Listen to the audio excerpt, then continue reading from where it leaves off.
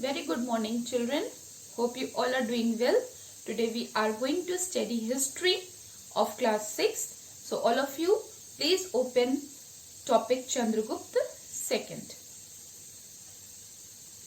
So children, all of you please open page number 133. Today we are going to study about Chandragupta II. Okay. Now Chandragupta II succeeded his father Samudragupta to the throne in 375 CE. He is also known as Vikramaditya, which means as powerful as the sun. Clear to all of you? Now the inscriptions on the iron pillars at Mehroli in Delhi and Udaygiri, Mathura and Sachi are testimonials to the achievements of this illustrious ruler. Okay. So, three achievements were there on the iron pillars. First was in Delhi at Mehroli.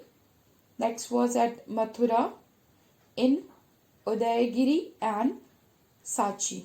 Okay.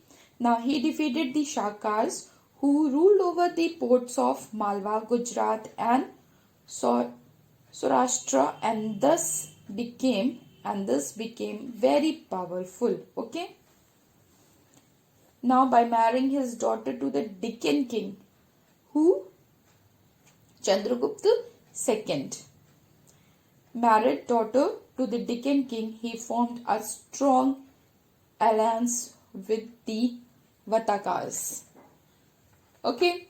Now the region was annexed to his empire and Ujjain was made the second capital. Next, he also fought and defeated the rulers of Bengal. He was given the title Sakari or destroyer of the Shakas. I hope till here everything is clear. Now, in spite of his many military achievements, Chandragupta II is better remembered for his rich cultural contributions. Like other kings, we are having the story, we are having the achievements of military, their good army. But Chandragupta II is better remembered for his contribution in the field of culture. Next achievement was he was a great patron of art and literature. His court was adorned with 9 gems or Navratna, which included the great poet Kalidasa. Okay. Means great poet. Kalidasa was a great poet and his court was having the 9 gems and Kalidas was one of them. He was a wise and just ruler who worked for the welfare of his subject. So these were the good points. The Chinese pilgrim Fa Hin, who visited India during Chandragupta's reign, speaks in glowing terms about him. So Fa Hin was a Chinese pilgrim. Who visited India during the region when the kingdom of Chandragupta was there. So speaks in glowing terms about him. Okay. Now let's see about the Kumar Gupta and Chandragupta. And this time was 414 to 455 CE. Now next ruler of this kingdom was the Kumar Gupta, Chandragupta's second son. Okay, Kumar Gupta. So he succeeded him. At that time the Gupta Empire had reached its zenith by this time. Okay, now his son Chandragupta succeeded him and checked the invasion of the Huns who poured into western and cultural India soon after he came to the throne. Therefore, some scholars call him the savior of India. He was the last great Gupta ruler. After his death, the empire slowly declined due to weak successors. Means after the king, after the ruler Kumar Gupta and Sakand Gupta, the successors in this, their sons were not good rulers. So this was the main reason for the decline of Gupta Empire. By 525 CE, the Gupta dynasty had almost come to an end. I hope this is clear to all of you. Now children, let's study about the Huns. The Huns were a barbaric tribe from Central Asia who became very powerful towards the middle of the 5th century CE.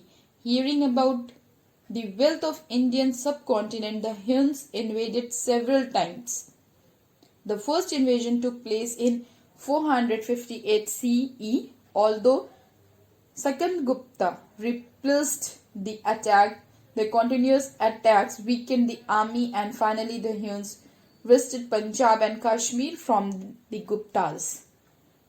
Clear? Now they remained in power for about 100 years and then their power declined. Many Huns settled down in India permanently and gradually became a part of the Indian society.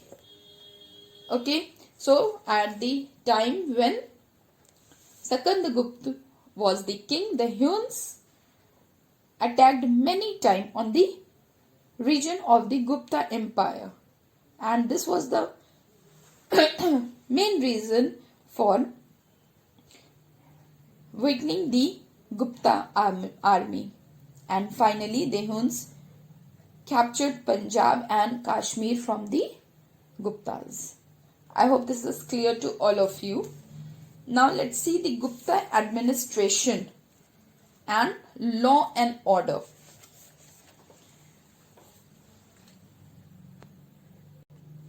So children, in Gupta administration, the Gupta kings were powerful and ruled according to the dharma or the law of the land, which was made by the king. Law of the land, dharma, was made by the king, which was in the form of dharma shastras. These were compiled by learned Brahmins. As the Gupta Empire was too large to be governed directly from one center, the administration was decentralized. Okay, why it was decentralized and can't be governed directly? Because Gupta Empire was too large. For administrative efficiency, the empire was divided into various parts. Means they were having domain, and under that they were having the different supervisors under the supervision of different post domains were there. Now first domain was empire. Now this Rajya. Under that the supervision of king or the Samrat, assisted by the council of ministers. Next was the provinces. Now governors of the province were there. And next was the districts. Under district head, other officials were there for keeping the records. Now next last domain was the villages, that is gramas, and it was under the supervision of village head. Clear? Next comes to about the urban areas. In urban areas, a council consisting of representatives of merchant guilds and craft guilds took care of administration. Under the later Gupta kings, the system of paying salaries to officials in cash was changed. Now they were now given land grants and the right to collect the revenue from the land, which was equivalent to their salaries. Since the successors of Chandragupta II were weak, some of the governors of the distant provinces behaved like rulers, and when the Gupta Empire broke up, they declared that their interdependence. So because of the some weak governors of Chandragupta II, the Gupta Empire when declined, the distant provinces started behaving themselves as their own king, own ruler, that they are the ruler of that particular province, and thus declared them an independence, their independence, and they started governing that particular province. Now, about law and order. To maintain law and order, there was a body of civil police.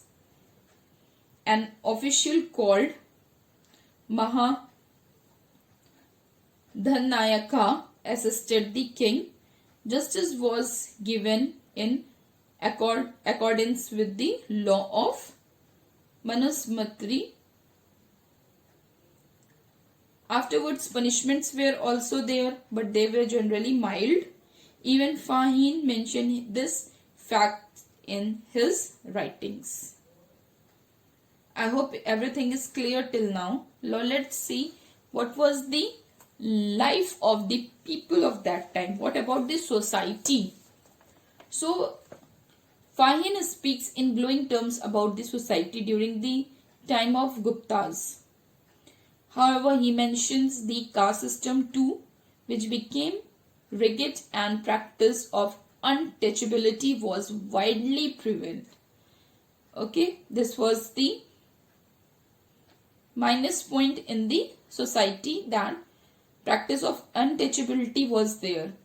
The Chandals, who did the lowly work and lived outside the towns and villages, were considered impure. The condition of women deteriorated as many restrictions were there on them. They were not allowed to receive education, nor were they allowed to participate in any social and political activities. Child marriage and sati were also practiced, and agriculture was the main occupation. Hence, most people lived in villages. Okay, so as you can see, the society was not very happy, means the social life was not very good. Why? Because the first thing was they were having the casteism, they were practicing casteism, they practiced untouchability, women were not getting the good position, child marriage, and sati was also practiced.